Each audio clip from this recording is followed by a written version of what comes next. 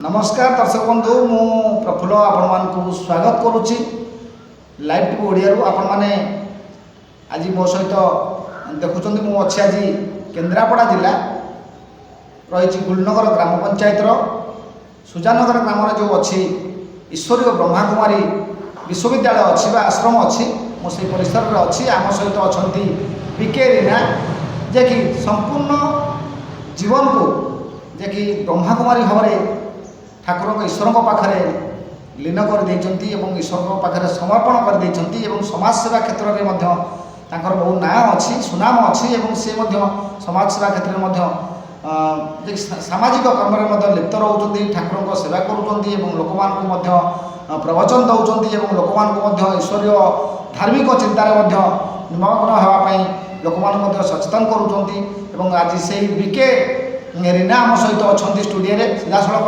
प्रतिक्रिया नवा निवासी आज केमी पिलादिन कटिला कौटी पाठ पढ़ुले कौन केमती ये ब्रह्मा कुमारी जो ईश्वरीय विश्वविद्यालय पहुँचले सीधा सड़क मुहर आम शुणा पचार मैडम मुझे स्वागत करुच्ची लाइव टीवी ओडिया। अच्छा मैडम आप कहे आपण बीके रीना कहीं ना दी आपको नामकरण कहीं कर आम जिते ईश्वरीय ज्ञान शुणिलु प्रजापिता ब्रह्मा कुमारी ईश्वरीय विश्वविद्यालय आसिक पदार्पण करूँ से आमर ना रखिले कि आमर से टाइटल रही घर title BK Brahma Kumari madam कहे आप जो आध्यात्मिक लाइन हो कि ठाकुर ब्रह्मा कुमारी चिंताधारा केमती केबे आसला आप मन एमती गोटे आसवे ब्रह्मा कुमारी हे लोकों सेवा करेंगे समाज सेवा करेंगे ठाकुर को पूजा करेंगे सब चिंताधारा केमती आप मन को आसला केबे आसला छोट बेले जिते स्कूल रे पाठ पढ़ुली षष्ठ क्लास रो मोर बहुत इंटरेस्ट मो भगवान कौटी गोटे एमती अनुष्ठान थी से जगह रहीकि सेवा करी भगवान सेवा करी कौटी आपनकर पिलादिन कौटी केमती कटिछि जन्मस्थान कटक विड़ानासी आम गाँ स्कूल रे पाठ पढ़ुलु सप्तम क्लास पर्यंत तापर हाई स्कूल कटक देवड़ साई छक को आसू रघुनाथ विद्यापीठ पाठ पढ़िलु पाठ पढ़ला भितर रास्ता आश्रम माने स्कूल जीवा रास्ता रे हमर ब्रह्मा कुमारी आश्रमटा थिला देवड़ साई छक ता पूर्वर भी आउरी थिला आउरी गोटे भीतर को सेठू भौणी मानू गाड़ी रे जीवा देखो टाउन बस रे तापरे तांको हमें कहूँ जे भौणी कौन शांति तापरे जिते जानिलु आम घर पाखे गोटे आसिकी एमती प्रचार प्रसार करेले जानिलु जिते भगवान ज्ञान आम एते सुंदर स्वयं शिव परमात्मा अवतरित करके आमको एते सुंदर ज्ञान दौरान परम पिता परमात्मा हेले ज्ञानर सागर सुखर सागर आनंदर सागर ज्ञान माने पवित्रतार सागर आम जे सब जिते आम एकाठी सब बसिक शुणिलु तापर ये सब शुणवार बहुत इंटरेस्ट आसला जे प्रजापिता ब्रह्मा कुमारी ईश्वरीय विश्वविद्यालय ज्ञान एते सुंदर ज्ञान आपण सबेठारु ब्रह्मा कुमारी गेले 1900 कोन करथले आपण बापा कोन करंती मां कोन करंती बापा मां कोन करंती घरे नहीं मां तो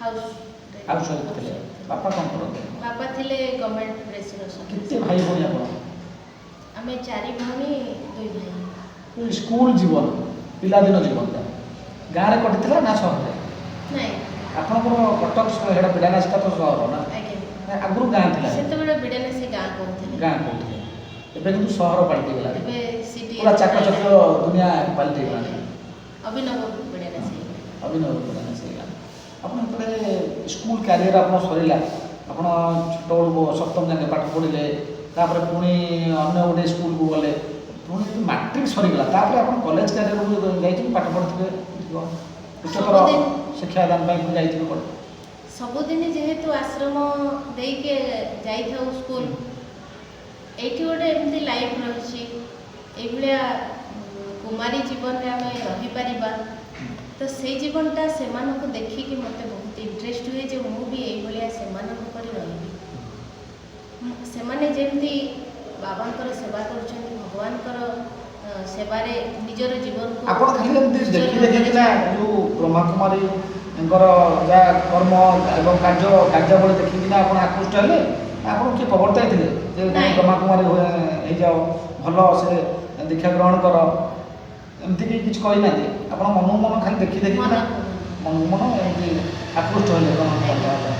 ଯେଉଁ ବ୍ରହ୍ମାକୁମାରୀ କହୁଛନ୍ତି ବ୍ରହ୍ମାକୁମାରୀର ଅର୍ଥ କ'ଣ ବ୍ରହ୍ମାକୁମାରୀ ଏ ଯେ କ'ଣ ଏ ଜିନିଷ କ'ଣ ଆକ୍ଚୁଆଲି ଏଥିରେ ଗୋଟେ ନାରୀଟିଏ ସେ ବ୍ରହ୍ମାକୁମାରୀ କାହିଁକି ହେବ ଏବଂ ହେବାର କ'ଣ ରିଜନ୍ ରହିଛି ୟା ପଛରେ କ'ଣ ତାତ୍ପର୍ଯ୍ୟ ରହିଛି ବ୍ରହ୍ମାକୁମାରୀ ହେଲେ କ'ଣ ହେବ ଜୀବନରେ କ'ଣ ସେ ସଫଳତା ପାଇବେ। ବ୍ରହ୍ମାକୁମାରୀର ମାନେ ହେଲା କ'ଣ କି ଯେ କି ପ୍ରଜାପିତା ବ୍ରହ୍ମାକୁମାରୀ ଈଶ୍ୱରୀୟ ବିଶ୍ୱବିଦ୍ୟାଳୟର ମୁଖ୍ୟ ହେଲେ ପ୍ରଜାପିତା ବ୍ରହ୍ମା। ବ୍ରହ୍ମା ବାବା ଆମର ଯେତେ ସବୁ କନ୍ୟାମାନେ ଅଛନ୍ତି ସେମାନଙ୍କୁ ତାଙ୍କ ସେବାରେ ଲଗେଇଥାନ୍ତି ଯେ ସେମାନେ ସମସ୍ତଙ୍କ ଜୀବନରେ ସୁଖ ଶାନ୍ତି ଫେରାଇ ଆଣିବା ପାଇଁକି ଦୁଃଖ ଶାନ୍ତି ହଟେଇବା ପାଇଁ ଆମମାନଙ୍କ ଦ୍ୱାରା ତାଙ୍କର ସେବା କରାଇଥାନ୍ତି ଭଗବାନଙ୍କର ପରିଚୟ ଦେବା। ତା ସହିତ ଯେ ଆମ ଜୀବନର ଲକ୍ଷ୍ୟ ଆମେ କୁମାରୀ ଜୀବନରେ ଯେଉଁ ସୁଖ ଅଛି ଗୃହସ୍ଥୀ ଜୀବନରେ ସେଇଟା ନାହିଁ ତେଣୁକରି ଆମେ ତାମାନେ ଆପଣ କହୁଛନ୍ତି ଜଣେ ବିବାହିତା ନାରୀ ବ୍ରହ୍ମାକୁମାରୀ ହେଇପାରିବନି ଖାଲି ମାନେ ଅନମ୍ୟାରେଡ୍ ଯେଉଁମାନେ ରହୁଛନ୍ତି ସେଇମାନେ ବ୍ରହ୍ମାକୁମାରୀ ଦୀକ୍ଷା ଗ୍ରହଣ କରିପାରିବେ ଖାସ୍ କରି କିନ୍ତୁ ଜଣେ ଯଦି ଗୋଟେ ବୈବାହିତ ଦାମ୍ପତ୍ୟ କିଛି ଦିନ ରହିଛି ଜୀବନ ଅତିବାହିତ କରିଛି ସେ ନାରୀରେ ଚାହିଁବ ବ୍ରହ୍ମାକୁମାରୀ ହେବା ପାଇଁ ସେ କ'ଣ ହେଇପାରିବନି? ଆଜ୍ଞା ଆସିକି ବି ରହିପାରିବେ। ଏ ଯେଉଁ ବ୍ରହ୍ମାକୁମାରୀ ହେବା ପାଇଁ କ'ଣ ଗୋଟେ ଆପଣଙ୍କୁ କିଛି ଗୋଟେ କୋର୍ସ କି ପାଠ ପଢ଼ିବାକୁ ପଡ଼େ କି କିଛି ଠାକୁରଙ୍କ ବିଷୟରେ ଥିବ କୋର୍ସ ଥିବ କି ପାଠ ପଢ଼ା ଯାଉଥିବ ସେମିତି କିଛି ଅଛି କି? ଇଏ ପ୍ରଜାପିତା ବ୍ରହ୍ମାକୁମାରୀ ଈଶ୍ୱରୀୟ ବିଶ୍ୱବିଦ୍ୟାଳୟର ଏମ୍ ଅବଜେକ୍ଟ ହେଲା ପ୍ରତିଦିନ ଈଶ୍ୱରୀୟ ଜ୍ଞାନ ଶୁଣିବା ଆଉ ପରମାତ୍ମାଙ୍କର ଧ୍ୟାନରେ ରହିବା। ସବୁଦିନ ପ୍ରତିଦିନର ସକାଳ କ୍ଲାସ୍ ରହୁଛି 7ଟାରୁ 8ଟା ତାର ପୂର୍ବରୁ ଝିଅ ଆସିକି ଧ୍ୟାନ କରିପାରିବେ। ସନ୍ଧ୍ୟାରେ କ୍ଲାସ୍ ବି ରହୁଛି 7ଟାରୁ 8ଟା। ଆପଣ କହିଲେ ବ୍ରହ୍ମାକୁମାରୀ ପ୍ରଜାପତି ବ୍ରହ୍ମାକୁମାରୀ ବିଷୟରେ କହୁଥିଲେ ଆପଣ ଆଉ ଟିକେ ଆପଣଙ୍କ ପାରିବାରିକ ଜୀବନ ବିଷୟକୁ ଯିବା। ଆପଣ କେତେ ଭାଇ ଭଉଣୀ? ଆମେ 4 ଭଉଣୀ 2 ଭାଇ। କ'ଣ କରନ୍ତି 4 ଭଉଣୀ ମାନେ କ'ଣ କରନ୍ତି ଏବଂ ଭାଇ କ'ଣ କରୁଛନ୍ତି କେମିତି କ'ଣ ସେମାନେ କେଉଁଠି ଅଛନ୍ତି? ସେମାନେ ସବୁ ଭଉଣୀମାନେ ବଡ଼ ଭାଇ ବି ବଡ଼ ତେଣୁକରି ମୁଁ ଯେହେତୁ ସାନ ବାପାଙ୍କର ସାନ ଝିଅ ସବୁ ଭଉଣୀମାନେ ପାଠ ପଢ଼ି ମ୍ୟାରେଜ୍ କଲେ ଆଉ ମୁଁ ମୋ ବାପାଙ୍କୁ କହିଲି ଯେ ମୁଁ ଭଗବାନଙ୍କୁ ମ୍ୟାରେଜ୍ କରିବି ବାପା ତୁମେ ଭଗବାନଙ୍କୁ ମୋତେ ଦାନ ଦେବ। କାହିଁ ଏମିତି ଆପଣଙ୍କ ମନକୁ ଆସିଲା ଯେ ଭଗବାନଙ୍କୁ ମ୍ୟାରେଜ୍ କରିବେ? ସବୁ ଝିଅମାନଙ୍କର ଗୋଟେ ଅଭିଳାଷ ଥାଏ ମନରେ ଗୋଟେ ଉତ୍କଣ୍ଠା ଥାଏ ଯେ ନାଇଁ ଆମେ ଯେତେବେଳେ କୁଆଁରୀ ଜୀବନରେ ସେମାନେ ଆମେ ଗୋଟେ ଭଲ ପୁଅ ଦେଖି ବିବାହ କରିବୁ ସାଂସାରିକ ବନ୍ଧନରେ ବାନ୍ଧି ହେବୁ ପିଲା ଛୁଆ ସଂସାର ଭିତରେ ରହିବୁ ଏମିତି ଥାଏ ସବୁ ଗୋଟେ ଲକ୍ଷ୍ୟ ଥାଏ ଏବଂ ଗୋଟେ ମନ ଭିତରେ ଗୋଟେ ଇଏ ଥାଏ ଆଶା ଥାଏ ଆକାଂକ୍ଷା ଥାଏ। ଆପଣଙ୍କ ମନକୁ କାହିଁ ଆସିଲା ଆମେ ଭଗବାନଙ୍କୁ ମ୍ୟାରେଜ୍ କରିବେ ଠାକୁରଙ୍କ ପାଖରେ ସମର୍ପି ହେଇଯିବେ ପୁରା ନିଜ ଜୀବନକୁ ସମର୍ପଣ କରିଦେବେ ଏମିତି କାହିଁ ଚିନ୍ତାଧାରା ଆସିଲା ଆପଣଙ୍କ ଅଦ୍ଭୁତ ଚିନ୍ତାଧାରା ଏମିତି ଆସିଲା କାହିଁ? ଛୋଟବେଳର ଲକ୍ଷ୍ୟ ଯେ ମୁଁ ମ୍ୟାରେଜ୍ କରିବି ନାହିଁ ଆଉ କେଉଁଠି ଗୋଟେ ଆଶ୍ରମ ଥିବ ମଠ ଥିବ ମୁଁ ସେଇ ଭିତରେ ରହିକି ଆଉ ସେ ଠାକୁରଙ୍କର ସେବା କରିବି କି ମୁଁ ଆଜି ବ୍ରହ୍ମାକୁମାରୀ ହେବି ବୋଲି ମୁଁ ଛୋଟବେଳେ ଭାବିନଥିଲି କିନ୍ତୁ ମୁଁ ଖୋଜୁଥିଲି ଯେ କେଉଁଠି ଗୋଟେ ଆଶ୍ରମ ମଠ ଏମିତି ଜାଗାରେ ମୁଁ ରହିବି। କାହିଁ ଏମିତି ମନକୁ ଆସିଲା ଆଶ୍ରମ ମଠ ଏମିତି କାହିଁକି ଆସିଲା? ଆପଣଙ୍କ ବୟସରେ ସେତେବେଳେ ଯେ ସାଙ୍ଗସାଥିମାନେ ବାହାଘର ହେଉଥିବେ ସଂସାର ବନ୍ଧନରେ ବାନ୍ଧି ହେଉଥିବେ ଆପଣଙ୍କ ମନକୁ କାହିଁ ଏମିତି ଅଦ୍ଭୁତ ଚିନ୍ତାଧାରା ଆସିଲା? ମନରେ ଆସେନି କେବେ ମୁଁ ଏମିତି ଦୁନିଆ ମାନେ ସମସ୍ତେ ଯେମିତି ସମୟ କଟାଉଛନ୍ତି ମୁଁ ସେମିତି କାଟିବି। ମୋର ସବୁବେଳେ ଲକ୍ଷ୍ୟ ଯେ ମୁଁ ଠାକୁରଙ୍କର ଛୋଟବେଳୁ ବି ମୁଁ ଠାକୁର ମନ୍ଦିରରେ ସେବା କରେ। ଆପଣଙ୍କ ମନକୁ କ'ଣ ଏମିତି ଆସେନି ଯେ ନାଇଁ ମୋ ସାଙ୍ଗମାନେ ତ ଭଲ ଭଲ ଜାଗାରେ ମାନେ ମ୍ୟାରେଜ୍ କରିଛନ୍ତି ଭଲ ଗାଡ଼ିରେ ଯାଉଛନ୍ତି ସ୍ୱାମୀ ସ୍ତ୍ରୀ ସେମାନେ ବହୁତ ହସଖୁସ ଇଏରେ ରହୁଛନ୍ତି ସାଂସାରିକ ବନ୍ଧନରେ ବାନ୍ଧି ହେଇଛନ୍ତି ଏମିତି ଚିନ୍ତାଧାରା କେବେ ଆସେନି ମନକୁ? ନାଇଁ ସେସବୁ ମନରେ ଆସିନି। ମନରେ ସବୁବେଳେ ଆସେ ମୁଁ ଈଶ୍ୱରଙ୍କର ସେବା କରିବି ଆଉ ଈଶ୍ୱରଙ୍କର ବରଦାନରେ ମୁଁ ପାଳିତ ହେବି ଆଉ ମୋର ଏଇ ଜନ୍ମଟା ପରେ ମୁଁ ଯେମିତିକି ଗୋଟେ ଉନ୍ନତ ଜନ୍ମ ନେବି।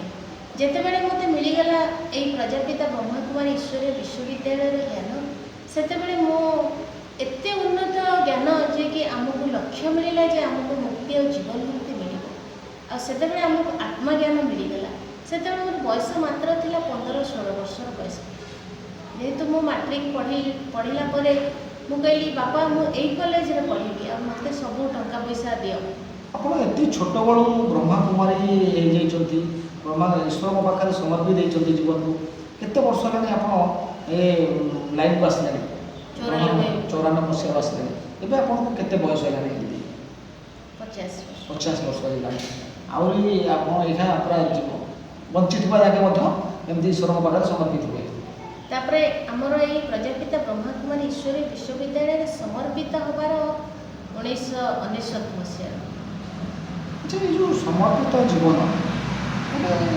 ସାଂସାରିକ ଜୀବନଠୁ ସମ୍ପୂର୍ଣ୍ଣ ଭାବରେ ଭିନ୍ନ ଅଲଗା ଆର ପୁରା ତରିକା ବି ଅଲଗା ଏବଂ ଆପଣ ଗୋଟେ ଲାଇଫଟାକୁ ପୁରା ଯେମିତି ରଖୁଛନ୍ତି ଗୋଟେ ଜାଗାରେ ଠାକୁରଙ୍କ ପାଖରେ ପୁରା ମନ ଧ୍ୟାନ ଦେଇକିନା ରହୁଛନ୍ତି ଯେମିତି ସଂସାର ଜୀବନଠୁ ପୁରା ଦୂରେଇ ରହୁଛନ୍ତି ସାଂସାରିକ ଜୀବନଠାରୁ ଆପଣ ଯେତେବେଳେ ମନକୁ ରାତିରେ ଶୋଉଥିବେ ବସୁଥିବେ କି ପାଠ ପଢ଼ିଲା ବେଳେ ଆପଣ ମନକୁ ଆସୁଥିବ ନାଇଁ ଈଶ୍ୱର ପାଖରେ ଆପଣ ସମର୍ପି ଦେଇଛନ୍ତି ଜୀବନକୁ କେବେ ଈଶ୍ୱରଙ୍କର ସତ୍ତା ଅନୁଭବ କରୁଛନ୍ତି ଆପଣ ଅନୁଭବ କରୁଛନ୍ତି ମାନେ ଯେତେବେଳେ ଆପଣ ଧର ଯେଉଁ ପ୍ରେୟାର କରୁଥିବେ କି ଗୋଟେ ବହି ଈଶ୍ୱରଙ୍କ ବିଷୟରେ ପଢ଼ୁଛନ୍ତି ଭକ୍ତିର ସହିତ ସେତେବେଳେ ମାଇଣ୍ଡକୁ ଠାକୁରଙ୍କର ଇଏ ଆସେ ଆମେ ଯେଉଁ ବହୁତ କିଛି ଲୋକ ଅଛନ୍ତି କୁହନ୍ତି ନାହିଁ ଈଶ୍ୱରଙ୍କ ପାଖରେ ଯେତିକି ଦରକାର ସେତିକି ଆମେ ସମର୍ପି ହେବାଟା ଉଚିତ କିନ୍ତୁ ସମ୍ପୂର୍ଣ୍ଣ ଆପଣମାନେ ପୁରା ଜୀବନଟାକୁ ମଧ୍ୟ ଦେଇଦେଇଛନ୍ତି ସମର୍ପଣ କରିଦେଇଛନ୍ତି ଆପଣଙ୍କ ଘରେ କିଛି ଆପଣଙ୍କୁ ସେମିତି କିଛି ବାପା ମା ତରଫରୁ ରୋକ ଲଗେଇବା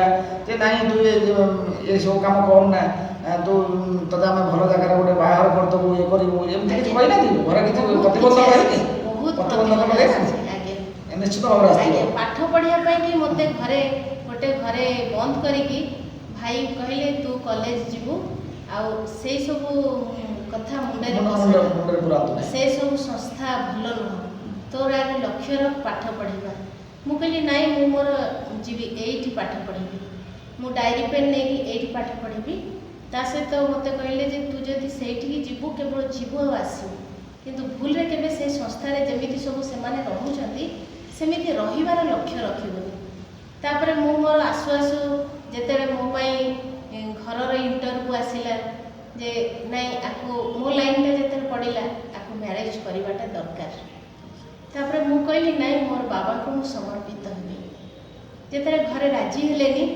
ମୁଁ ସେତେବେଳେ ଜାନୁଆରୀ ମାସ ଥିଲା ଡିସେମ୍ବର 23 ତାରିଖରେ ମୁଁ ଲୁଚିକି ପଳେଇ ଆସିଲି ବଡ଼ ଦିଦିଙ୍କୁ କହିଥିଲି ଯେ ଦିଦି ମୁଁ ଆସିବି ତାପରେ ଦିଦିଙ୍କୁ କହିକି ପଳେଇ ଆସିଥିଲି ଆପଣମାନେ ଦେଖୁଛନ୍ତି ବର୍ତ୍ତମାନ ପାଇଁ ଆମ ସହିତ ଷ୍ଟୁଡ଼ିଓରେ ଉପସ୍ଥିତ ଅଛନ୍ତି ବିକେ ରୀନା ଯେ କି ବ୍ରହ୍ମା କୁମାରୀ ଈଶ୍ୱରୀୟ ବିଶ୍ୱବିଦ୍ୟାଳୟର ଜଣେ ସଦସ୍ୟା ଭଉଣୀ ଅଛନ୍ତି ଆମ ସହିତ ବିକେ ରୀନା ତାଙ୍କ ସହିତ ଆମେ ବହୁତ କଥା ଆଲୋଚନା କରୁଛେ ଏବଂ ତାଙ୍କ ଜୀବନ ଆଦର୍ଶବଳୀ ବିଷୟରେ ଆମେ ମଧ୍ୟ ଆଲୋଚନା କରୁଛେ ତାଙ୍କ ସହିତ ମଧ୍ୟ କଥା ହେଉଛେ ଆହୁରି ଅନେକ କଥା ଆଗକୁ ବାକି ଅଛି ଆପଣମାନେ ଶୁଣୁଛନ୍ତି ଆପଣ ଆଚ୍ଛା ରୀନା ଦିଦି ଦର୍ଶକମାନଙ୍କୁ ଆପଣ କ'ଣ କହିବେ କେମିତି ଯେଉଁମାନେ ଅଛନ୍ତି ନ୍ୟୁ କମର ମାନେ ଧରାଯାଉ ଯେଉଁମାନେ କୁମାରୀ ଅଛନ୍ତି ବିବାହିତ ଜୀବନ ଲାଇଫରେ ବନ୍ଧନରେ ବାନ୍ଧି ହେଇନାହାନ୍ତି ସେମାନେ କେମିତି ଗୋଟେ ପିଲା ଚାହିଁବ କୁମାରୀ ଝିଅଟେ ସେ କେମିତି ବ୍ରହ୍ମାକୁମାରୀ କାର୍ଯ୍ୟ କରିପାରିବ ବା ବ୍ରହ୍ମାକୁମାରୀକୁ ଆସିପାରିବ ଆଶ୍ରମକୁ ଆସିପାରିବ ଠାକୁରଙ୍କ ପାଖରେ ନିଜ ଜୀବନକୁ ସମର୍ପି ଦେବ ତାଙ୍କୁ କିଛି କୋର୍ସ କରିବାକୁ ପଡ଼ିବ ନା ଯେମିତି ଡାଇରେକ୍ଟ ଜଣେ ଆସିକିନା ଆଧାରେ ମିଶିପାରିବ ଏବଂ ଠାକୁରଙ୍କ ସେବାରେ ଲାଗିପାରିବ ନାଇଁ ସେମାନେ ଆସିବେ ସେ ଆସିକି ଆମର ଏଇ ପ୍ରଜାପିତା ବ୍ରହ୍ମାକୁମାରୀ ଈଶ୍ୱରୀୟ ବିଶ୍ୱବିଦ୍ୟାଳୟର ଗୋଟେ ଶିକ୍ଷା ଅଛି ଆଗେ ସେ ଶିକ୍ଷାକୁ ସେମାନେ ଶୁଣିବେ କେତେ ଦିନର ଶିକ୍ଷା ହେଲା କୋର୍ସ 7 ଦିନର ଗୋଟେ 7 ଦିନର କୋର୍ସ ଅଛି ଯେ ନୂଆ ଆସିବ ସେ ଆଗେ ସେଟାକୁ ଶୁଣିବେ ଆଗେ ତାଙ୍କ ପାଇଁ ସମୟ ହେଉଛି ସକାଳ 7ଟାରୁ ଦିନ 10ଟା ତାପରେ ଉପରବେଳା ସନ୍ଧ୍ୟା 4ଟାରୁ ରାତି 8ଟା ତାର ଭିତରେ 1 ଘଣ୍ଟା 45 ମିନିଟ୍ ଟାଇମ୍ ଦେବେ ତାପରେ ସେମାନଙ୍କୁ ଭଲ ଲାଗିଲା ତ ସେମାନେ ଯଦି ଚାହିଁବେ ବାବାଙ୍କ ସେବାରେ ରହିବେ ଯେ ଏଇଠି ଆମେ କ'ଣ କରୁଛୁ ନା ପ୍ରତ୍ୟେକ ସମସ୍ତଙ୍କ ଜୀବନରେ କେମିତି ସୁଖ ଶାନ୍ତି ଆସିବ କାହିଁକିନା ଇଏ ଦୁନିଆ ହେଉଛି ଦୁଃଖ ଶାନ୍ତିର ଦୁନିଆ ଆଉ ସମସ୍ତେ କେମିତି ସୁଖ ଶାନ୍ତିରେ ରହିବେ। ତାପରେ ଏ ହେଉଛି ଆମମାନଙ୍କର ଲକ୍ଷ୍ୟ ଯେ ଭଗବାନ ଶିବ ପରମାତ୍ମା ଏ ଧରାପୃଷ୍ଠରେ ସେ ଅବତରିତ କରିଛନ୍ତି। ତାଙ୍କର ପରିଚୟ ଘରେ ଘରେ ପ୍ରତ୍ୟେକ ବ୍ୟକ୍ତିଙ୍କ ପାଖରେ ପହଞ୍ଚିବା ଦରକାର। ନିଶ୍ଚିତ ସେତିକି ଆମେ ନିଶ୍ଚିତ କରିବା ଦରକାର। ଆଚ୍ଛା ଦିଦି ଗୋଟେ କଥା କହିବେ ଯେ ଆପଣଙ୍କ ଯେଉଁ ଜଣେ ବ୍ରହ୍ମାକୁମାରୀ ଧର ଦୀକ୍ଷା ଗ୍ରହଣ କଲେ ଏବଂ ଏଠି ଆଶ୍ରମକୁ ଆସିଲେ ଏବଂ ତାଙ୍କ ମନରେ ମଧ୍ୟ ଆଗ୍ରହ ଜନ୍ମିଲା ସେ 7 ଦିନ ପରେ ନାଇଁ ମୁଁ ବ୍ରହ୍ମାକୁମାରୀ ହେବି, ତାହେଲେ ଏଠି କ'ଣ କ'ଣ ସବୁ ନିତ୍ୟକର୍ମ ପ୍ରତିଦିନ କରାଯାଏ? ଏଠି କ'ଣ କ'ଣ କରାଯାଏ? ଏ ଆଶ୍ରମର କ'ଣ ପ୍ରତିଦିନ କରାଯାଏ? ଦୈନନ୍ଦିନ ଜୀବନରେ କେମିତି ଏଠି ଆଶ୍ରମବାସୀମାନେ କାଟନ୍ତି? ସକାଳୁ କେତେବେଳେ ଉଠନ୍ତି, କେତେବେଳେ କ'ଣ ଠାକୁରଙ୍କ ପାଖରେ ପୂଜା କରନ୍ତି, କେତେବେଳେ ନିତ୍ୟକର୍ମ ଶୁଣନ୍ତି, ଏ ବିଷୟରେ ଟିକେ କହିବେ। ଆମର ଦର୍ଶକମାନେ ଚାହୁଁଛନ୍ତି ସେ ବିଷୟରେ ଶୁଣିବା ପାଇଁ ଆପଣ। ଆମ ସଂସ୍ଥାର ନୀତି ନିୟମ ହେଲା ପ୍ରତିଦିନ ଆମେ 3:30ଟାରେ ଉଠୁ, ଅମୃତ ବେଳାରେ ଉଠୁ। ଅମୃତ ବେଳା 3:30ଟାକୁ କାହିଁ ଅମୃତ ବେଳା କୁହାଯାଏ? ଅନ୍ୟ ସମୟ କାହିଁ କୁହାଯାଏନି? ସେଇଟା ହେଲା ବ୍ରହ୍ମ ମୁହୂର୍ତ୍ତର ସମୟ। ସେଇ ସମୟ ହେଉଛି ଭଗବାନଙ୍କ ସହିତ ମିଳନ କରିବାର ସମୟ। ଆଉ ସେଇ ସମୟରେ ଆମେ ତାଙ୍କ ପାଖରେ ଯେଉଁ କଥାଟା ପହଞ୍ଚେଇବା ସେଇଟା ଆମ ପାଇଁକି କାର୍ଯ୍ୟକାରୀ ହୁଏ ବୋଲି ଆମେ ଭାବିଥାଉ। 3:30 ବା 4ରୁ 4:45 ତା ଭିତରେ ଉଠିବାକୁ ପଡ଼ିବ। ଉଠିକି ଧ୍ୟାନ କରିବାକୁ ପଡ଼ିଥାଏ। କ'ଣ ଧ୍ୟାନ କରିବେ? ଧ୍ୟାନ କ'ଣ କରିବେ? ପରମାତ୍ମାକୁ ମନେ ପକେଇବା, ମନେ ପକେଇବା। ତାଙ୍କ ଶକ୍ତିକୁ ନିଜ ଭିତରେ କିଛି କରିବା।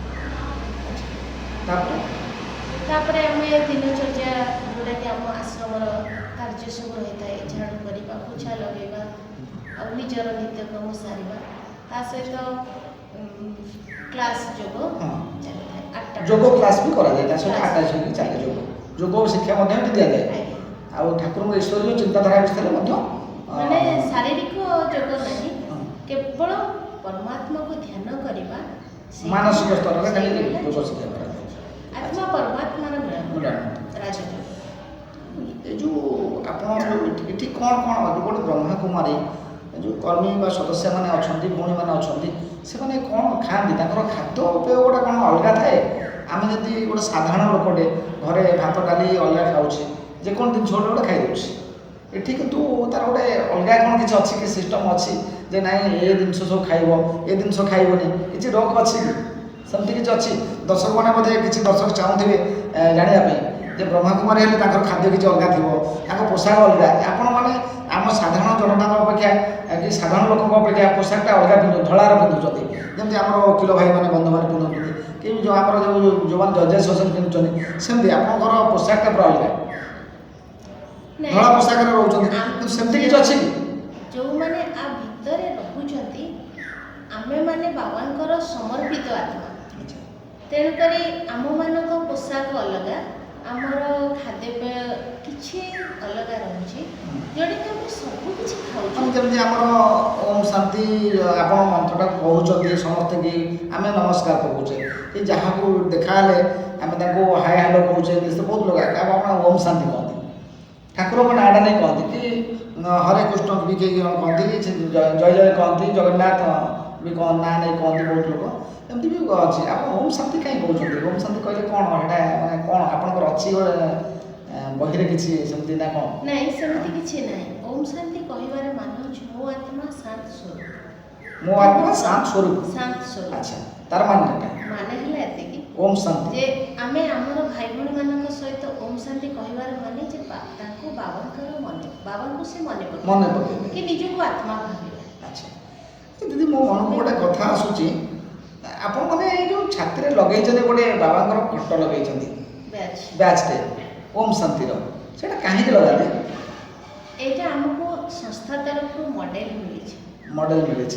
ଏଇଟା ଲଗେଇଲେ ଗୋଟେ ରିମାର୍କେସନ୍ ହେବ, ଲୋକ ଜାଣିବେ ଓମ୍ ଶାନ୍ତିର ସଦସ୍ୟ ବୋଲିକି, ଓମ୍ ଶାନ୍ତିର କର୍ମୀ ବୋଲି। ଯେହେତୁ ଆମେ ସମର୍ପିତ, ଏଇଟା ଆମ ପାଇଁକି ସମସ୍ତେ ଲଗାନ୍ତି। ଆପଣଙ୍କର ଯିଏ ଅନ୍ତେବାସୀ ଥିବେ ସମସ୍ତେ ଲଗେଇବେ ଆଶ୍ରମରେ, ନା ଏମିତି ପଦାକୁ ଗଲେ ଲଗାନ୍ତି, ଘର ଭିତରେ କିଛି ଲଗାନ୍ତି? ନା, ସବୁବେଳେ ଲଗେଇ ପାରିବା। ଆମେ ଯେହେତୁ ସମର୍ପିତ ବାବାଙ୍କ ପାଖରେ, ଆମକୁ ଏଇଟା ମାଉଣ୍ଟ ଆବୁରୁ ମିଳିଥିଲା। ଆପଣ ଦର୍ଶକଙ୍କୁ କ'ଣ କହିବେ? ଆପଣ କ'ଣ ମେସେଜ୍ ଦେବେ? ଦର୍ଶକମାନେ ଅଛନ୍ତି, ଆପଣ କ'ଣ ମେସେଜ୍ ଦେବେ ସମାଜକୁ? ତାଙ୍କ ପାଇଁ ଭଗବାନଙ୍କ ବିଷୟରେ କ'ଣ ମେସେଜ୍ ଦେବେ? ହଁ, ମେସେଜ୍ ରହୁଛି କି ବର୍ତ୍ତମାନ 1936 ମସିହାରୁ ଭଗବାନ ଅବତରିତ କରିସାରିଛନ୍ତି। 1936 ମସିହାରୁ 36 ମସିହାରୁ এই ପ୍ରଜାପିତା ବ୍ରହ୍ମକୁମାରୀ ଈଶ୍ୱରୀୟ ବିଶ୍ୱବିଦ୍ୟାଳୟର এই ସଂସ୍ଥା 1936 ମସିହାରୁ ସେବା କରିଆସିଛି। ୟାକୁ 1950 ମସିହାରେ ଶାନ୍ତିଦୂତର ପୁରସ୍କାର ମିଳିଛି। ତାମାନେ 80 ବର୍ଷ ପାଖାପାଖି ହେଇଗଲାଣି, 80 ବର୍ଷ ହେଇଗଲାଣି, 80 ବର୍ଷ ଉପରକୁ ହେଇଗଲାଣି। ଆମେ ମାନେ ଏଠି ଭଗବାନ ଶାନ୍ତିଦୂତ ଅବତରିତ କରିଆସିଛନ୍ତି। ତେଣୁକରି ସମସ୍ତେ ଜାଣିବା ଦରକାର, ଯାହାକୁ ଆଜି ଆମେ ମନ୍ଦିରରେ ପୂଜା କରୁଛୁ, ଯେଉଁ ଶିବ ପରମାତ୍ମା କହିକି ମୁଣ୍ଡିଆ ମାରୁଛୁ, ଦୀପ ଜଳାଉଛୁ, ଭୋଗ ଲଗାଉଛୁ, ସେଇ ଭଗବାନ, ସେଇ ଶିବ ପରମାତ୍ମା ଯିଏକି ଆମ ଭାରତରେ ଆମେ କେବଳ ଯେ ଆମେ ଗୋଟିଏ ଜାଗାରେ ମନେ ପକାଉଛୁ ତା ନୁହେଁ, ସାରା ଭାରତରେ ବହୁତ 12 ଜ୍ୟୋତିର୍ଲିଙ୍ଗ। ଆମ ହିନ୍ଦୁ ଧର୍ମରେ, ହିନ୍ଦୁ ଶାସ୍ତ୍ର ପୁରାଣରେ ଆମେ 36 କୋଟି ଦେବାଦେବୀଙ୍କୁ ପୂଜା କରୁଛେ, 36 କୋଟି ଦେବାଦେବୀଙ୍କୁ ପୂଜା କରୁଛେ। କିନ୍ତୁ ଅନ୍ୟ ଧର୍ମ, ଇସଲାମିକ ଧର୍ମ, ତାଙ୍କ ଗୋଟିଏ ଠାକୁର। କିନ୍ତୁ ଆମେ ସବୁ ଆମର ଗୋଟାଏ ଠାକୁର ଏକ ନା ରୂପ ଅଲଗା ଅଲଗା, ନାଇଁ ଆମର ରୂପ ଅଲଗା ଅଲଗା ହିନ୍ଦୁ ଧର୍ମରେ, କିନ୍ତୁ ଠାକୁର ଏକ ବୋଲି ଆମେ ଭାବେ, ଚିନ୍ତାଧାରା ଆମର ଅଛି ନା। କ'ଣ କହୁ ଆପଣ କ'ଣ ଭାବୁଛନ୍ତି? ଆମେ କହିବୁ ଗଡ୍ ଜଣେ, ଗଡ୍ ଭଗବାନ ଜଣେ, ଆପଣ କହିବା କଥା। ତେଣୁକରି ଗୁରୁ ଅନେକ ହେଇପାରନ୍ତି, ସଦ୍ଗୁରୁ ହେଉଛନ୍ତି ଜଣେ। ଆଉ ସେଇ ସଦ୍ଗୁରୁ ପରମାତ୍ମା ଦିବ୍ୟ ଅବତରିତ କରିକି ସେ ଆମକୁ ସମସ୍ତଙ୍କୁ ପରିଚୟ ଦେଉଛନ୍ତି। ମୁଁ ତୁମର ବାପା, ତମେ ମୋତେ ଜାଣ, ଆଉ ମୋ ପାଖରେ ତମମାନଙ୍କ ସମ୍ପତ୍ତି ଅଛି, ଆଉ ସେଇଟା ନିଅ। ସେଇ ସମ୍ପତ୍ତି ହେଉଛି ମୁକ୍ତି ଅଛି। ଗୋଟେ କଥା ମନକୁ ଆସୁଛି ଯେ ଆମେ ସମସ୍ତେ ହିନ୍ଦୁ ଧର୍ମରେ, ସନାତନ ଧର୍ମରେ ଅଛେ। ହିନ୍ଦୁ ଗୋଟେ ସଂଗଠନ, ଆମେ ସନାତନ ଧର୍ମ ବୋଲି ଆମେ ନିଜେ ଅନୁଭବ କରୁଛେ, ସନାତନ ଧର୍ମ ବୋଲି। କିନ୍ତୁ ଆପଣ ଯେଉଁ ଓମ୍ ଶାନ୍ତିର ବ୍ରହ୍ମ, ସେମାନଙ୍କୁ କାହିଁକି ହିନ୍ଦୁ ଧର୍ମରେ ବା ସନାତନ ଧର୍ମରେ ଗଣନା କରାଯାଏ? କ'ଣ ତାର ରିଜିନ୍ କ'ଣ? ବହୁତ ମାନେ ଯେଉଁମାନେ ସବୁ ଅଛନ୍ତି ବୁଦ୍ଧିଜୀବୀ ମାନେ, ବେଳେବେଳେ ମୁଁ ଦେଖିଛି ସାକ୍ଷାତକାରରେ, ଟିଭିରେ ହଉ, ଆପଣଙ୍କର ବିଭିନ୍ନ ମିଡ଼ିଆରେ ହଉ, ସୋସିଆଲ ମିଡ଼ିଆରେ, କାହିଁ କ'ଣ ରିଜିନ୍ କ'ଣ? ଆପଣ ତ ଠାକୁରଙ୍କର ଇଏ କରୁଛନ୍ତି, ପୂଜା ଅର୍ଚ୍ଚନା କରୁଛନ୍ତି, ଠାକୁରଙ୍କୁ ଧ୍ୟାନ କରୁଛନ୍ତି, ଆପଣ ପ୍ରାର୍ଥନା କରୁଛନ୍ତି, ସବୁ ଠାକୁରଙ୍କ ପାଇଁ ସମର୍ପି ଦେଇଛନ୍ତି, ଉତ୍ସର୍ଗୀକୃତ ହେଇଛନ୍ତି। ତାହେଲେ କାହିଁକି ସେମାନେ ଏମିତି ଚିନ୍ତାଧାରା ମନକୁ ଆଣନ୍ତି? ନାଇଁ, ଏ ସଂସ୍ଥାର ଲକ୍ଷ୍ୟ ହେଲା କି ଏ ହେଉଛି ଆଦି ସନାତନ ଦେବୀ ଦେବତା ଧର୍ମ ସ୍ଥାପନା ବର୍ତ୍ତମାନ ପରମାତ୍ମା ଶିବ ହିଁ ଆସି ନିଜେ କରୁଛନ୍ତି। ତେଣୁକରି ଏହାର ପ୍ରଚାର ପ୍ରସାର ସମସ୍ତଙ୍କ କାନରେ ପଡ଼ିବା ଦରକାର, କି ସମସ୍ତେ ଜାଣିବା ଦରକାର ଯେ ଆଦି ସନାତନ ଦେବୀ ଦେବତା ଧର୍ମ ଦିନେ ଥିଲା, ବର୍ତ୍ତମାନ ଲୋପ ପାଇଯାଇଛି। ଯେଉଁଟାକି କେବେ ଏଠାରୁ ଥିଲା, ସେଟା କେଉଁ ଖ୍ରୀଷ୍ଟାବ୍ଦ ଠାରୁ ସେଟା ଥିଲା? 5000 ବର୍ଷ ପୂର୍ବରୁ, 5000 ବର୍ଷ ପୂର୍ବରୁ ଥିଲା। ଯେତେବେଳେ କି ଏ ପ୍ରଥାଟା ପ୍ରଚଳିତ ହେଇ ଆସୁଥିଲା। ମାନେ ଆମର ଯେଉଁ ବ୍ରହ୍ମକୁମାରୀ, ଓମ୍ ଶାନ୍ତି, ଏଗୁଡ଼ା 5000 ବର୍ଷ ପୂର୍ବରୁ ହିଁ ଲୋକମାନେ ଏ କାମ କରୁଥିଲେ। ଏଇଟା କ'ଣ ଆମର ଅଛି, ମାନେ ପୁରାଣ ଶାସ୍ତ୍ରରେ ବର୍ଣ୍ଣିତ ଅଛି, ଲେଖା ହେଇଛି କି? ଯେମିତି କିଛି ଅଛି କି ଲିଖିତ କିଛି ଅଛି କି? ଆଜ୍ଞା, ଯେଉଁଟା ଗୀତାରେ ଲେଖା ହେଇଛି ନା, କି ଯଦା ଯଦା ହିଁ ଧର୍ମସ୍ୟ ଗ୍ଲାନି ଭବତି, ଯେତେବେଳେ ଧର୍ମର ଗ୍ଲାନି ହୁଏ, ସେହି ସମୟରେ ଭଗବାନ ଭାରତ ଧରାପୃଷ୍ଠରେ ଅବତରିତ କରିଥାନ୍ତି। ତେଣୁକରି ଭଗବାନ ଅବତରିତ କରିକି ଆମକୁ, ଯେଉଁଟାକି ଆଦି ସନାତନ ଦେବୀ ଦେବତା ଧର୍ମ, ନୂଆ ଦୁନିଆ ସତ୍ୟ ଯୁଗ ଥିଲା, ସ୍ୱର୍ଗ ଥିଲା, ବର୍ତ୍ତମାନ ଦୁନିଆ ନର୍କ ହେଇଯାଇଛି। ସେଇ ନର୍କ ଦୁନିଆରୁ ସ୍ୱର୍ଗ ଦୁନିଆ ଭଗବାନ ହିଁ ଆସି କରୁଛନ୍ତି। ଦିଦି, ଦୁନିଆ ନର୍କ ହେଇଛି ନା ମଣିଷମାନେ କିଛି ନର୍କ ହେଇଯାଇଛନ୍ତି ବୋଲି ଆପଣ ଭାବୁଛନ୍ତି? ମଣିଷମାନେ ଦୁନିଆ ଯେମିତି ଥିଲା ସେମିତି ଅଛି, ସମାଜ ଯେମିତି ଥିଲା ସେମିତି ଅଛି, କିନ୍ତୁ ଆମ ଏଇ ଯେଉଁ ଦୁନିଆର ଲୋକମାନେ ଅଳସୁତ ହେଇଯାଇଛନ୍ତି, ଖରାପ ଚିନ୍ତାଧାରା ଆଡ଼କୁ ଗତି କରୁଛନ୍ତି। କିନ୍ତୁ ଯେତେ ବିଜ୍ଞାନ ଦିନକୁ ଦିନ ଉନ୍ନତି କରୁଛି ବା ଡେଭଲପ୍ କରୁଛି ସାଇନ୍ସ, କିନ୍ତୁ ଲୋକଙ୍କର ଆମେ ଯେତେ ଲୋକ ବର୍ତ୍ତମାନ ଯାଇ ଚନ୍ଦ୍ରପୃଷ୍ଠରେ ଆମେ ଯାକୁ ପୂଜା କରୁଛୁ, ଜହ୍ନ ମାମୁଁ ବୋଲି କହୁଥିଲେ, ସେଠି ବର୍ତ୍ତମାନ ପାଦ ଥାପିଲେଣି ମଣିଷ ବୈଜ୍ଞାନିକ ଯାଇକି, ସେଠି ତାପରେ ଓହ୍ଲେଇ ପଡ଼ିଲେଣି। ଆଉ କିଛି ଦିନ ପରେ ମଧ୍ୟ ସୂର୍ଯ୍ୟପୃଷ୍ଠରେ ଲୋକମାନେ, ବୈଜ୍ଞାନିକମାନେ ଚେଷ୍ଟା କରୁଛନ୍ତି, ଅନବରତ ଚେଷ୍ଟା ଚାଲିଛି ଏବଂ ମଧ୍ୟ ଯାଇଛି, ମଧ୍ୟ ଯାନ ମଧ୍ୟ ଯାଇଛି, ପହଞ୍ଚିବାର ମଧ୍ୟ ସମ୍ଭାବନା ଅଛି। ଆମେ ଯେଉଁ ଗ୍ରହ ନକ୍ଷତ୍ରକୁ ପୂଜା ପାଠ କରୁଛେ, ବର୍ତ୍ତମାନ ମଣିଷ ସେଠି ଯାଇ ଚନ୍ଦ୍ରପୃଷ୍ଠରେ ଓହ୍ଲେଇଲାଣି, ମଙ୍ଗଳ ଗ୍ରହରେ ଅବତରଣ କଲାଣି। ଆମେ କେମିତି, ଆମେ ଗୋଟେ ମାନେ କିଛି ଲୋକ କହୁଛନ୍ତି ଯେ ନାଇଁ ମଙ୍ଗଳ ଗୋଟେ ଗ୍ରହ, ସେ ଚନ୍ଦ୍ର ଗୋଟେ ଗ୍ରହ, ସେ ଠାକୁର ନୁହନ୍ତି। ଏଇ ଯେଉଁ କଥା, ଏଇ ଯେଉଁ ଆମ କିନ୍ତୁ ହିନ୍ଦୁ ଶାସ୍ତ୍ର ଧର୍ମରେ କିନ୍ତୁ ଆମେ ତାଙ୍କୁ ଠାକୁର ବୋଲି ମାନୁଛେ, ଜନ୍ମ ମାମୁଁ ବୋଲି କହୁଛେ, ପୂଜା ପାଠ କରୁଛେ, ଚନ୍ଦ୍ର ପୂଜନ କରୁଛେ, ଏସବୁ ହେଉଛି। କିନ୍ତୁ ବିଜ୍ଞାନ କହୁଛି ତାର ପୁରା ଅପୋଜିଟ୍ କଥା। କିନ୍ତୁ କ'ଣ ଆମେ କେଉଁଟାକୁ ଆମେ ବିଲିଭ୍ କରିବା ବୋଲି ଆପଣ ଭାବୁଛନ୍ତି, ବିଶ୍ୱାସ କରିବା ବୋଲି ଭାବୁଛନ୍ତି? ସାଇନ୍ସ ଆଉ ସାଇଲେନ୍ସ, ଯେଉଁଟାକି ବିଜ୍ଞାନ ବଳରେ ଆମେମାନେ ସବୁକୁ ପ୍ରାକ୍ଟିକାଲ କରୁଛୁ। ତେଣୁକରି ଯେତେବେଳେ ସାଇନ୍ସ ଫେଲ୍ ମାରିବ ସେତେବେଳେ ସାଇଲେନ୍ସ ବିଜୟ ନିଶ୍ଚିତ ଭାବରେ। ତେଣୁକରି ସାଇନ୍ସ ଯାହା କରୁଛି ବର୍ତ୍ତମାନ ପାଇଁ ଆମେମାନେ ଠିକ୍ ଅଛୁ। ଆଚ୍ଛା, କିନ୍ତୁ ଦିନେ ଆମେ ଯେଉଁଟା କହୁଛୁ ଦିନେ ସ୍ୱର୍ଗ ଥିଲା ବର୍ତ୍ତମାନ ନର୍କ ହେଇଯାଇଛି। ଯେଉଁଟାକି ପ୍ରଥା ଅଛି ସତ୍ୟ ତ୍ରେତା ଦ୍ୱାପର କଳି, ପୁଣି ବି ସେଇଟା ଆଉ ଥରେ ରିପିଟ୍ ହେବ। ଆଉ ଥରେ ରିପିଟ୍ ହେବ କେତେ ଶହ ବର୍ଷ, କେତେ ଶହ ମିଲିୟନ କି ହଜାର ବର୍ଷ ପରେ ଏଇଟା ରିପିଟ୍ ହେବ? ଗୋଟେ କଳ୍ପ 5000 ବର୍ଷ। ଗୋଟେ 5000 ବର୍ଷ କଳ୍ପ ମାନେ କ'ଣ ସେଟା କହୁଛନ୍ତି? ଯେମିତି ଆମେ ଯୁଗ କହୁଛୁ, ହଁ ସେଟା କଳ୍ପ କୁହାଯାଏ। ସେମିତି ଗୋଟେ ଆପଣଙ୍କ ଭାଷାରେ ମାନେ ଓମ୍ ଶାନ୍ତି ଇଏରେ କଳ୍ପ କୁହାଯାଏ। ଆଚ୍ଛା, 5000 ବର୍ଷ। 5000 ବର୍ଷ। ଚାରିଟା ଯୁଗକୁ ଭାଗ କରାଯାଇଛି। 1250 ଗୋଟେ ଯୁଗ ହେଉଛି 1200 ବର୍ଷ ନା କେତେ? 1250 1250 ବର୍ଷ ଗୋଟେ ଯୁଗ। ବର୍ତ୍ତମାନ ପାଇଁ ଆମେ କେତେଟା ଯୁଗରେ ପହଞ୍ଚିଗଲେ? ବହୁତ ଅନେକ ଗୁଡ଼ିଏ ଯୁଗରେ ଆସି ପହଞ୍ଚିଲେ। ଚାରିଟା ଯୁଗର ବର୍ତ୍ତମାନ ଶେଷ ସମୟ। ବର୍ତ୍ତମାନ ଏଟା କଳି ଯୁଗ ଚାଲିଛି। ବର୍ତ୍ତମାନ କଳିଯୁଗ ପରେ ଏ ହେଉଛି ପ୍ରଭୁ ମିଳନର ପୁରୁଷ ସତ୍ୟ ସଙ୍ଗମ ଯୁଗ। ଦ୍ୱାପର ତୃତୀୟା କଳି ଯୁଗ। ଆମେ କଳି ପରେ କ'ଣ ଆସିବ? କଳି ଅନ୍ତିମ ସମୟ ଆସିବ। ତାପରେ କ'ଣ କେଉଁ ଯୁଗ ଆସିବ ବୋଲି ଆପଣ ଏଇ ଅନ୍ତିମ ସମୟ ପରେ ପୁଣି ସୃଷ୍ଟି ଚକ୍ରର ଆରମ୍ଭ। ପୁଣି ସତ୍ୟ ଯୁଗ ଆସିବ? ଶେଷ ହେବ, ପୁଣି ସୃଷ୍ଟି ଚକ୍ର ଆରମ୍ଭ ହେବ। ପୁଣି ଯେଉଁଟାକି ପୃଥିବୀ 90 ଡିଗ୍ରୀରେ ଘୁରୁଥିଲା ପୁଣି ସେଇଟା ଘୁରିବ। ଆଚ୍ଛା, ବର୍ତ୍ତମାନ 90 ଡିଗ୍ରୀରେ ନାହିଁ, ସେଇଟା ପୁଣି 90 ଡିଗ୍ରୀକୁ ଯିବ। ନା ଆମେ ବର୍ତ୍ତମାନ କହୁଛେ ଯେ ସୂର୍ଯ୍ୟ ଫିକ୍ସ, ପୃଥିବୀ ତା ଚାରିପଟେ ବୁଲୁଛି, ଚନ୍ଦ୍ର ପୃଥିବୀ ପଟରେ ବୁଲୁଛି ଏବଂ ଅନ୍ୟ ଗ୍ରହଗୁଡ଼ା ମଧ୍ୟ ସୂର୍ଯ୍ୟଙ୍କ ଚାରିପଟେ ବୁଲୁଛନ୍ତି, ଅକ୍ଷପଥରେ ବୁଲୁଛନ୍ତି। କିନ୍ତୁ ଆମେ ଯେଉଁ ପୃଥିବୀରେ ବସବାସ କରୁଛେ ସେ ପୃଥିବୀରେ ତ କେତେ ଶହ ହଜାର କୋଟି ବର୍ଷ ପୂର୍ବରୁ ପୃଥିବୀ ତ ସୃଷ୍ଟି ତ କେହି ଇତିହାସ ଯାହା କହୁଛି, ଆମେ ତ ତାକୁ ଦେଖିନେ କି ଇଏ କରିନେ ଆମେ ତ କହିପାରିବାନି। ଆମେ ଯାହା ପଢ଼ୁଛେ, ବିଜ୍ଞାନ ଯାହା ପରୀକ୍ଷା ନିରୀକ୍ଷା ଗବେଷଣା କରିକି ବୈଜ୍ଞାନିକମାନେ କହୁଛନ୍ତି ଆମେ ସେଇ ଅନୁଯାୟୀ କାମ କରୁଛେ। କିନ୍ତୁ ଆମେ କେବେ ଅଲୌକିକ ଶକ୍ତି ଯେଉଁ ଅଛି, ଭଗବାନ ଆମେ କହୁଛେ ଭଗବାନ ସୂର୍ଯ୍ୟ ଦେବତା, ଭଗବାନ ଯେଉଁ ଆମେ ଶ୍ରୀକୃଷ୍ଣଙ୍କୁ କହୁଛେ କି ଆମର ଯିଏ ଅଛନ୍ତି ଶିବଙ୍କୁ କହୁଛେ, ବ୍ରହ୍ମା ବିଷ୍ଣୁ ମହେଶ୍ୱରଙ୍କୁ କହୁଛେ, କେବେ ସେ ଯେଉଁ ସତ୍ତା ସେ ଆପଣ ସେମିତି କେବେ ପୂଜା ପାଠ କଲାବେଳେ ସେମିତି କିଛି ଫିଲ୍ କରିଛନ୍ତି କି? ଠାକୁରଙ୍କୁ ଏମିତି ଡାଇରେକ୍ଟ କଣ୍ଟାକ୍ଟ ଗୋଟେ ଏମିତି ଆମେ ମୋବାଇଲରେ କଥା ହେଉଛେ କି ମନ ଭିତରେ ଗୋଟେ ସ୍ମରଣ କଲାବେଳେ ସେମିତି କିଛି ଫିଲ୍ କରୁଛନ୍ତି କି? ଆଚ୍ଛା, ଠାକୁର କିଛି କହିଦିଅନ୍ତି କି? ଆମେ ଏମିତି ଜଣେ ଜଣେ କୁହନ୍ତି ଆମକୁ ଠାକୁର କହିଲେ ମୋତେ ଏମିତି ବେଳେବେଳେ ଠାକୁର ଲାଗନ୍ତି। ଆପଣ ଦେଖିଥିବେ ଗାଁ ଗହଳିରେ ଠାକୁର ଲାଗନ୍ତି, ମାନେ ଲାଗନ୍ତିନି ଗାଁରେ ସବୁ ଠାକୁର ଲାଗନ୍ତି, ବଶୀଭୂତ ହୋଇଯାଆନ୍ତି। ସେ ଜିନିଷଟା କ'ଣ ଆକ୍ଚୁଆଲି ସତରେ ଠାକୁର କ'ଣ ଲାଗନ୍ତି ମଣିଷ ଦେହରେ, ଶରୀରକୁ ଆସନ୍ତି? ସେସବୁ ତ ମୋତେ ଲାଗେ ଅନ୍ଧବିଶ୍ୱାସ। କିନ୍ତୁ ଆମେ ଧ୍ୟାନ କରିଲା ପରେ ଆମକୁ ଗୋଟେ ଫିଲ୍ ହେଇଥାଏ ଯେ ଆମେ ଗୋଟେ ଏ ଶରୀର ସମ୍ପୂର୍ଣ୍ଣ ଅଲଗା ହେଇ, ଯେଉଁଟାକି ବୈଜ୍ଞାନିକମାନେ କହୁଛନ୍ତି ଆମେ ନିଜକୁ ଧ୍ୟାନ କରିଲେ ଆମେ ଶରୀରରୁ ଆତ୍ମା ଭ୍ରୁକୁଟି ମଝିରେ ରହିଛି। ତେଣୁକରି ମୁଁ ଆତ୍ମା ମସ୍ତିଷ୍କର ମଝିରେ ରହିଛି ଶରୀରରେ। ଆମେ ନିଜକୁ ଧ୍ୟାନ କରିଲା ବେଳେ ଶରୀରରୁ ବାହାର କରିକି ଅନୁଭବ କରୁ କି ମୁଁ ଆତ୍ମା ସୂର୍ଯ୍ୟ ଚନ୍ଦ୍ର ତାରା ଆକାଶ ପୃଥିବୀର ଆହୁରି ଉର୍ଦ୍ଧ୍ୱର ଦୁନିଆରେ, ଯେଉଁଠିକି ଭଗବାନଙ୍କର ରହିବାର ସ୍ଥାନ, ଯାହାକୁ କୁହାଯାଉଛି ଶାନ୍ତିଧାମ, ନିର୍ବାଣ ଧାମ ବା ବ୍ରହ୍ମାଣ୍ଡ କି ବ୍ରହ୍ମଲୋକ। ସେଇ ଜାଗାରେ ପରମାତ୍ମାଙ୍କ ଶକ୍ତି ବା ପରମାତ୍ମା ସେଇଠି ରହୁଛନ୍ତି।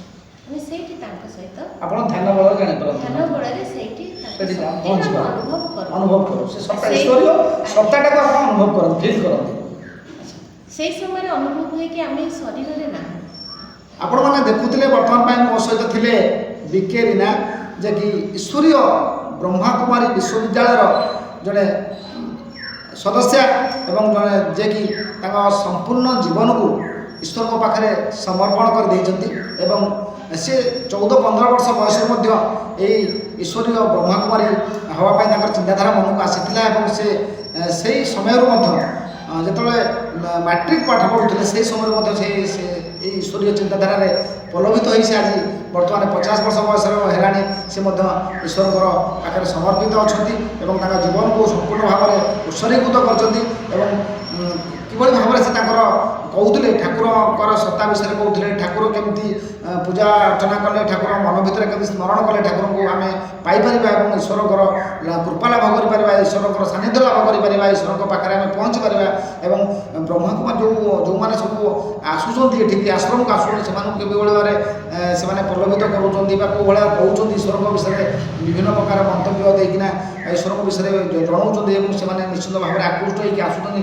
ବହୁ ଲୋକ ମଧ୍ୟ ବ୍ରହ୍ମକୁମାରୀ ଜୀବନ ଅତିବାହିତ କରିବା ପାଇଁ ମଧ୍ୟ ଚିନ୍ତାଧାରା ମଧ୍ୟ ତାଙ୍କ ମନ ଭିତରେ ଆସିଲାଣି। ଧୀରେ ଧୀରେ ଆଧ୍ୟାତ୍ମିକ ଚିନ୍ତାଧାରା ଆଡ଼କୁ ଲୋକମାନଙ୍କର ଏଇ ଯେଉଁ କଳିଯୁଗରେ ମଧ୍ୟ ଲୋକମାନେ ଆଧ୍ୟାତ୍ମିକ ଚିନ୍ତାଧାରା ଆଡ଼କୁ ମଧ୍ୟ ମୋହିତ ହେଲେଣି। ଏବଂ ତାପରେ ମଧ୍ୟ ସାଇକ୍ଲିଂ ପ୍ରୋସେସରେ ମଧ୍ୟ ଆମେ ନିଜେ ମଧ୍ୟ ପୃଥିବୀ ପରିବର୍ତ୍ତନଶୀଳ ଯେତେବେଳେ ହେଉଛି ଆମେ ନିଶ୍ଚିତ ଭାବରେ ମଧ୍ୟ ପୁଣି ସତ୍ୟଯୁଗ ଆସିବ। ପୁଣି ମଧ୍ୟ ଲୋକମାନେ ସେମିତି ଏଇ ପ୍ରଜାପିତା ବ୍ରହ୍ମକୁମାରୀ ମାଧ୍ୟମରେ ମଧ୍ୟ ଦୀକ୍ଷା ମାଧ୍ୟମରେ ମଧ୍ୟ ନିଶ୍ଚିତ ଭାବରେ ଈଶ୍ୱରଙ୍କ ପାଖରେ ପହଞ୍ଚି ପାରିବେ, ଈଶ୍ୱରଙ୍କ ପାଖରେ ସମର୍ପିତ ହୋଇପାରିବେ, ଈଶ୍ୱରଙ୍କ ପାଖରେ ନିଜକୁ ନିମଗ୍ନ କରିପାରିବେ ଏବଂ ଗୁଡ଼ା ଲୋକଙ୍କୁ ମଧ୍ୟ ପୂର୍ଣ୍ଣ ମାନବରେ ପରିଣତ ମଧ୍ୟ କରିପାରିବେ। ନିଶ୍ଚିତ ଭାବରେ ଆପଣମାନେ ଆଜି ଦେଖୁଥିଲେ ଆମ ସହିତ ବିକେ ରୀନା ଥିଲେ, ଯିଏକି ଈଶ୍ୱରୀୟ ପ୍ରଜାପତି ବ୍ରହ୍ମକୁମାରୀ ବୋଲି ଯାହାଙ୍କ ନାମ ସୁପରିଚିତ କେନ୍ଦ୍ରାପଡ଼ା ଜିଲ୍ଲାର, ଯିଏକି ସେ ମଧ୍ୟ ସବୁଆଡ଼େ ପରିଚିତ। ଏବଂ ଏଇ ଯେଉଁ ଆମର ଅଛି ସୁଜାନଗର ଗାଁ ଗୁଲନଗର ପଞ୍ଚାୟତରେ ଯେଉଁ ଈଶ୍ୱରୀୟ ବ୍ରହ୍ମକୁମାରୀ ବିଶ୍ୱବିଦ୍ୟାଳୟ ରହିଛି ସେ ମଧ୍ୟ ତାଙ୍କର ମୁଖ୍ୟ ପରିଚାଳିକା ଅଛନ୍ତି ଏବଂ ଆମେ ତାଙ୍କ ସହିତ ଥିଲେ।